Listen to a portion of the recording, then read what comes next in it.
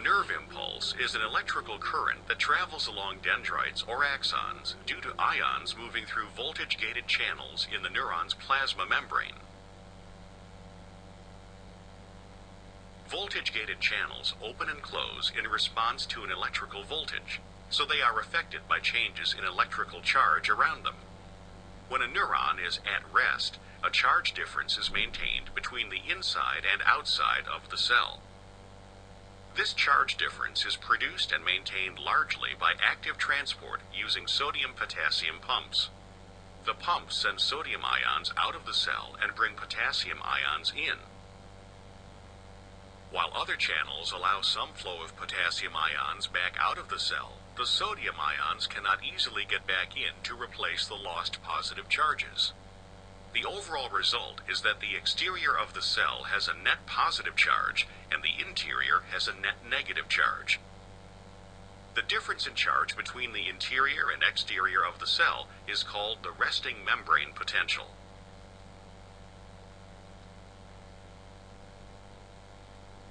A nerve impulse begins when a stimulus disturbs the plasma membrane on a dendrite, causing sodium channels to open.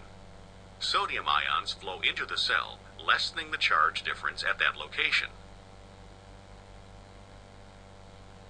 If the change is enough, it will cause nearby voltage-gated sodium channels to open.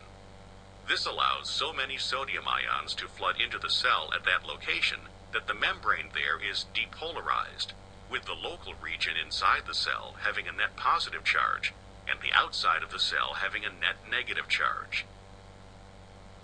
This affects neighboring voltage-gated sodium channels, which then open, moving the depolarization along the membrane. This moving depolarization is called an action potential. Changes occur behind the action potential to restore the resting membrane potential. The voltage-gated sodium channels close and voltage-gated potassium channels open. This allows a rapid flow of potassium ions out of the cell, repolarizing the membrane so that the inside is again negative and the outside positive.